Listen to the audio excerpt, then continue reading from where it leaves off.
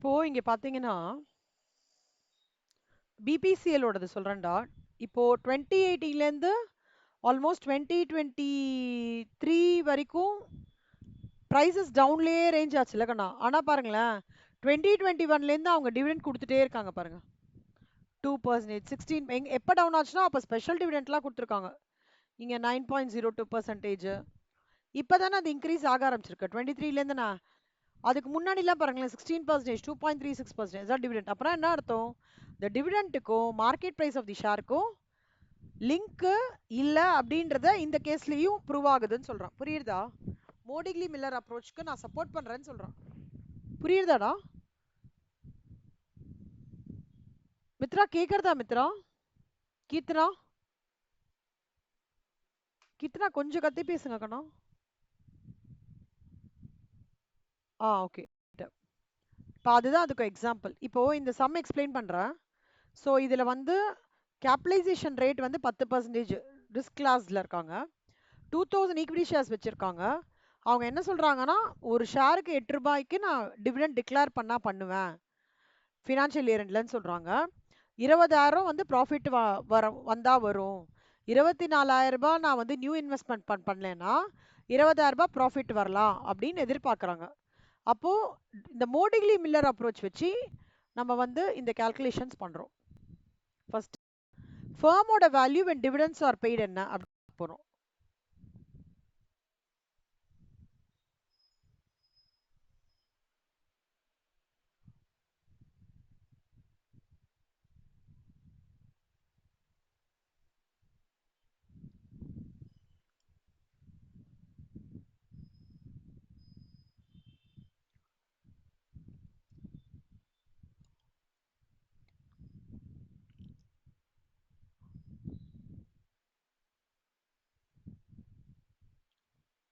இங்க பாருங்க கண்ணா, first closing price of the share எவ்வளோடா?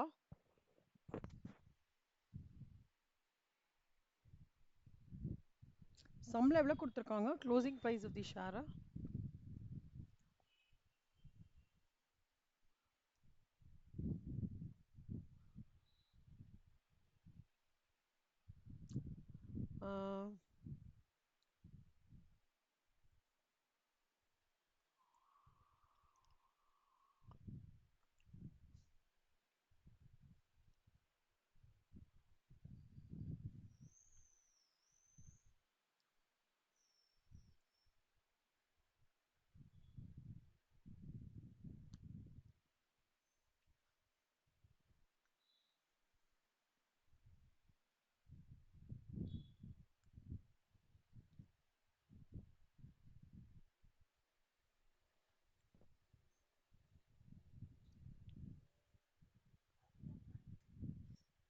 P1 plus D1 divided by 1 plus K is equal to P. P வந்து 100. இந்த Pன்றது என்னதுடா இந்த ஃபார்முலால? Sorry, opening price. ஓகேவா? ஓப்பனிங் பிரைஸ் வந்து 100. P1ன்றது வந்து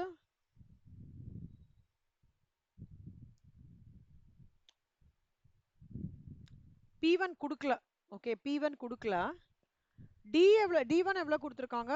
8 ரூபாய். D1னா என்னடா? நான் பண்ண போறேன்னு சொல்றாங்களா, அதான் D1 divided by 1 plus K வந்து காஸ்ட் ஆஃப் கேபிட்டலைசேஷன் ரேட். அப்போ இத நீங்க ஒர்க் அவுட் பண்ணீங்கன்னா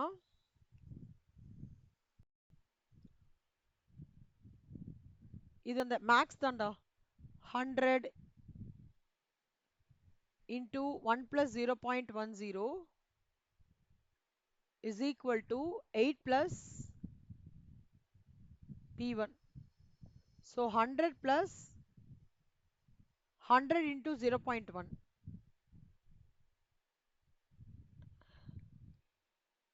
100 into 0.1 என்னதுடா? 110 ஆ?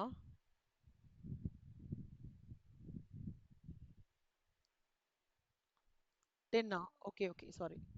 10 is equal to 8 plus P1.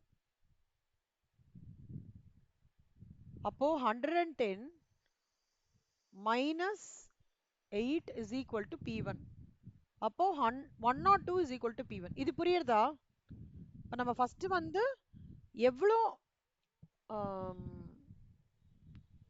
Price வந்து P1ன்றது இயர் எண்ட் ஆஃப் த இயர்ல market price of the share எவ்வளோ இருக்குன்றத நம்ம கண்டுபிடிக்கிறோம் P1. ஓகேவா? இது ஒன்று. அடுத்தது number 2, amount required to be raised from the issue of new shares.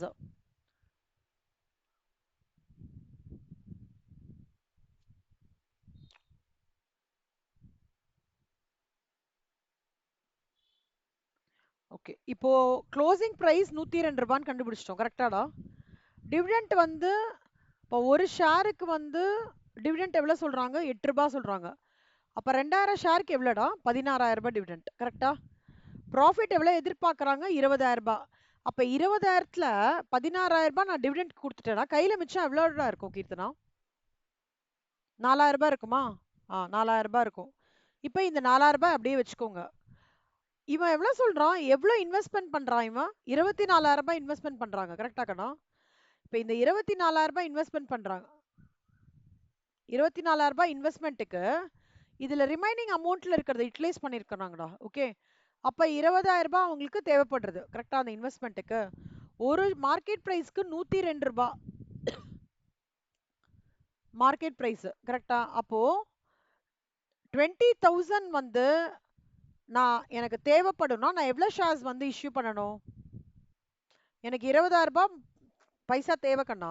Okay, ஒரு மார்க்கெட் பிரைஸோடது வந்து 102 ரூபாய் போயிட்டு இருக்கு. அப்ப 20,000 ரூபாய்னா எவ்வளோ ஷேர்ஸ் வருது? 196.07 ஷேர்ஸ். கரெக்டா? புரியுதாடா? இந்த ஃப்ளோ புரியுதா? திருப்பி சொல்லட்டுமா? அதாவது ஒன்றும் இல்லடா, உங்க கையில ஒரு லாபம் இருக்கு. அந்த லாபத்தை வச்சு டிவிடெண்ட் வந்து கொடுத்துடுறீங்க. ரிமைனிங் அமௌண்ட் இருக்கு. இதோட ஒரு கதை முடியறது. இன்னொரு கதை என்னன்னா, 24,000 ரூபாய்க்கு எனக்கு பைசா தேவைப்படுறது. நான் என்ன பண்றேன்? கையில இருக்கிற 4,000 ரூபாயை கொஞ்சம் யூட்டிலைஸ் பண்ணி 20,000 ரூபாய்க்கு என்ன பண்றேன்? சரி, நம்ம வந்து ஷேர்ஸ் வந்து எவ்வளோ இஷ்யூ பண்ணலாம் அப்படின்றது கால்குலேட் பண்ணலாம் அப்படின்னு பார்த்தோம்னா 196 ஷேர்ஸ் வந்து இஷ்யூ பண்ணலான் இருக்கு. அப்போ டோட்டல் நம்பர் ஆஃப் ஷேர்ஸ் இப்போ எவ்வளோ இருக்கு கம்பெனிக்கு? 2,000 ஆல்ரெடி. இப்போ 197, 2,196 இருக்கா? இப்போ ஒரு ஷேருக்கு 102 ரூபானா 2,196 ஷேர்ஸ்க்கு எவ்வளோ? 2,24,000. கரெக்டா? எனக்கு எவ்வளோ வேணும் அமௌண்ட் இன்வெஸ்ட்மெண்ட்டுக்கு? 24,000 ரூபாய் ஆக்சுவலாக வேணும். அப்போ நான் வந்து டோட்டலாக 2 லட்சம் ரூபாய்க்கு ஷேர்ஸ் இஷ்யூ பண்ணேன்னா கரெக்டாக இருக்கும் அப்படின்னு சொல்றாங்க. With the profit added. Profit வந்து அவங்க சொல்றாங்க 20,000 ரூபாய் நெட் ஏர்னிங்ஸ் பண்ணேன்னா அப்போ 2,20,000 2 lakhs வந்து நான் இஷ்யூ பண்றேன். அதுல எனக்கு லாபம் கிடைக்க போறது வந்து 20,000. அப்போ 2,20,000 will be my value of the firm. ஓகேவா? இது புரியுதாடா? 110 இது வரைக்கும் புரியுதா? 2,20,000 வரைக்கும் திருப்பி சொல்லட்டுமா?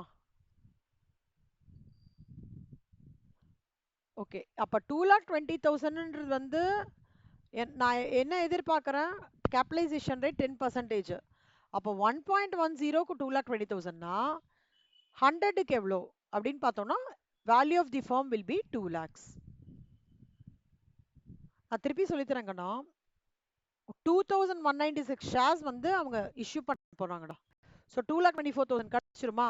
அந்த பைசா வச்சு இந்த இன்வெஸ்ட்மெண்ட்டுக்கு எடுத்துக்கிறாங்க 24,000 ரூபாய்க்கு பைசா அதுலேருந்து எடுத்துங்க. அப்போ ரிமைனிங் எவ்வளோ இருக்கு கையில்? 2 லட்சம். அதை தவிர லாபம் எவ்வளோ வருது நம்மளுக்கு? இது பண்ணுறோம் 20,000 இதுலேருந்து. அப்போ நம்ம கையில் பைசா எவ்வளோ வரும்? 2,20,000. ஆனால் அந்த 2,20,000 ரூபாய்க்கு என்னோட கேபிட்டலைசேஷன் ரேட் என்ன? 10%, விச் இஸ் 110%. அப்போ 100க்கு எவ்வளோ? அப்போ 2 lakh is my value of the firm. ஓகேவா? இது வந்து இம்பார்ட்டன்ட் சம்ச்சலம், வெரி இம்பார்ட்டன்ட் ப்ராப்ளம். இதுவே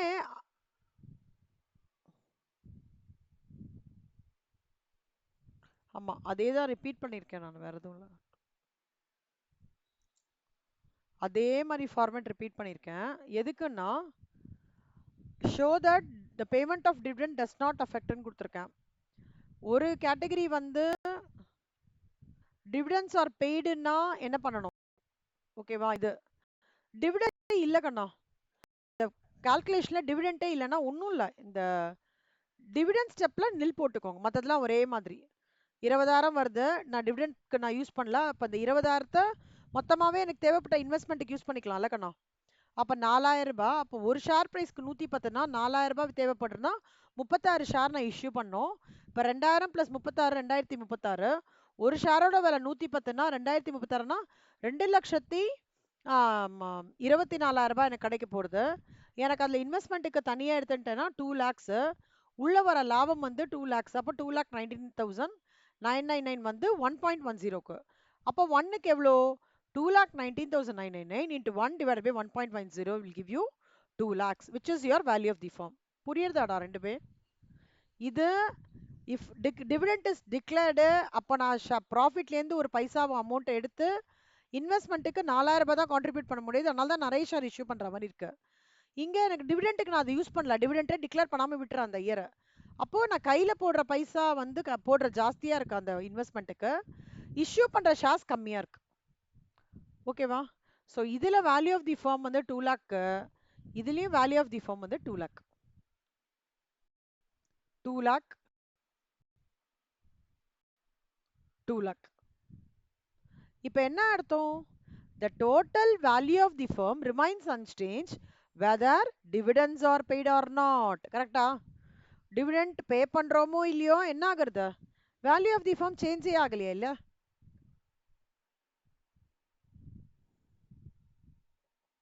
உங்களுக்கு புரியுதாடா? ஸோ மோடிக்லி மில்லர் அப்ரோச்சோட இந்த பிபிசிஎல் மாடல் ஞாபகம் வச்சுக்கோங்க செல்லம். லைவ் சினாரியோ இங்கே போட்டிருக்கேன் உங்களுக்கு. இங்கே பார்த்தீங்கன்னா ஷேர் ப்ரைஸ் என்னமோ கம்மியாயிட்டே வருது. 2018 ஷேர் ப்ரைஸ் கம்மியாகுது 2024 வரைக்கும். ஆனால் 2021 கூட அவங்க டிவிடெண்ட் டிக்ளேர் பண்ணியிருக்காங்க. 2021 3 டைம் டிக்ளேர் பண்ணியிருக்காங்கடா. இன்ட்ரிம் டு ஸ்பெஷல், அப்புறம் ஒரு இன்ட்ரிம். 2022 interim to final.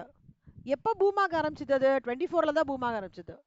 ஆனால் 21லேருந்து 23 வரைக்கும் அவங்க இன்ட்ரெஸ்டே பே பண்ணியிருக்காங்க. என்னோட கான்செப்ட்ஸ்லாம் அண்டர்ஸ்டாண்ட் பண்ணிட்டு போடுங்க கண்ணா, சூப்பராக புரிஞ்சுப்பீங்க. சரியா?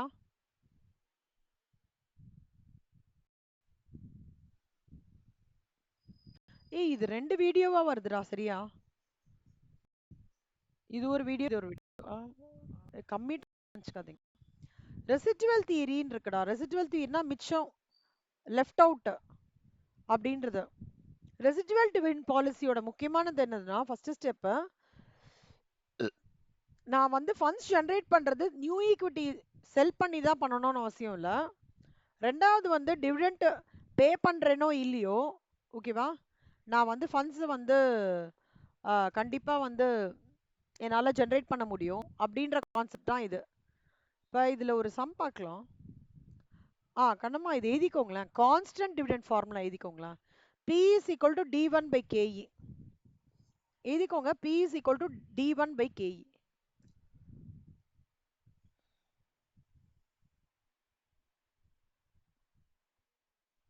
எழுதிட்டீங்களா? குட். D1 எழுதிக்கோங்க எல்லாம்.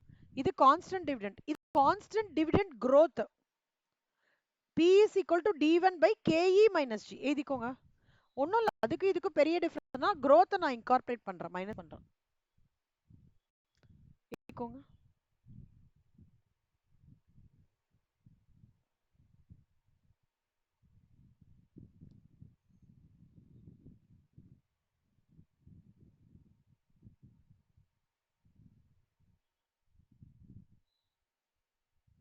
Okay, good.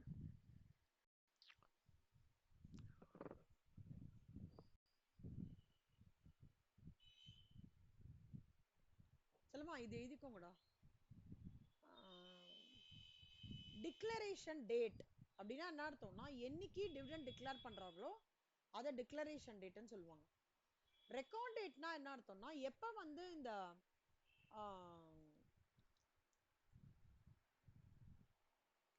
எவ்வளோ பேமெண்ட் ஆஃப் டிவிடெண்ட் எவ்வளோ ஷேர் ஹோல்டர்ஸ்க்கு போடுறதுன்னு சொல்லிட்டு ஒரு இடத்துல அப்டேட் பண்ணுவாங்க ஒரு புக்கில், அது ரெக்கார்ட் டேட்.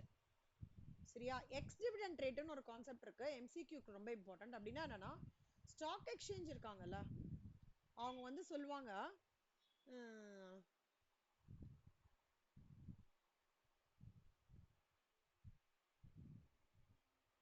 இப்படி எழுதிக்கோங்க செல்லுமா. இல்ல எழுத கூட வேண்டாம்டா, புக்ல அண்டர்லைன் பண்ணிக்கோங்க.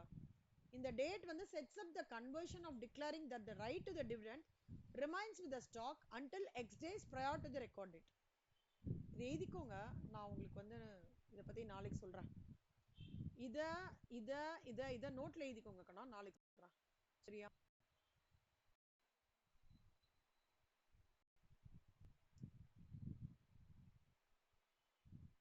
Shivani, good morning. 2 minutes, Shivani. Kannamma, solved case 1 homework.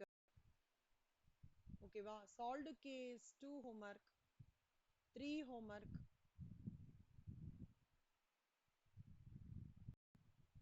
4 homework. அவ்வளவுதான்டா.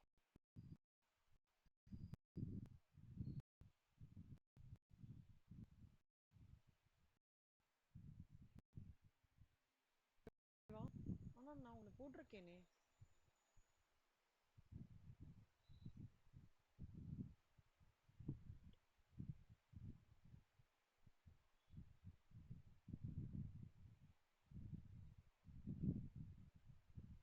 Dividend declaration அப்ரோச்சோட concept சொல்றேன். ஒரு ப்ராஜெக்ட்டுக்கு 1000 ரூபாய் தேவைப்படுறதுன்னு வச்சுக்கோங்க கண்ணா. 300 ரூபாய வந்து நான் வந்து டிபெஞ்சர்ஸ் மூலமா பைசா கலெக்ட் பண்ணிட்டேன். என்கிட்ட ஆல்ரெடி ப்ராஃபிட்ல 400 ரூபாய் இருக்குன்னு வச்சுக்கோங்களேன்.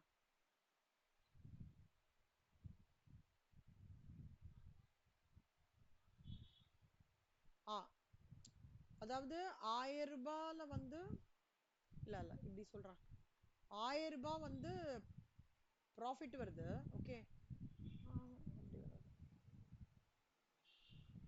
1000 ரூபாய்க்கு எனக்கு ப்ராஜெக்ட் நான் பைசா இது பண்ணியானோ, என்னோட ரீட்டர்னிங்ஸ் ப்ராஃபிட்ஸ் 1000 ரூபாய் இருக்கு.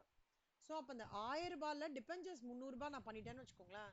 ரிமைனிங் இந்த 400 ரூபாய ரீட்டர்ன் ஏர்னிங்ஸ்லேருந்து எடுத்துட்டேன்னா 600 ரூபாய் இருக்கும்ல. இதுலேருந்து அதாவது ரெசிடியூனா நான் லெஃப்ட் அவுட் ஆஃப் ரீட்டர்ன் ஏர்னிங்ஸ்லேருந்து டிவிடெண்ட் டிக்ளேர் பண்றது தான் residual value dividend declaration approach. புரியுதாடா மீனிங்?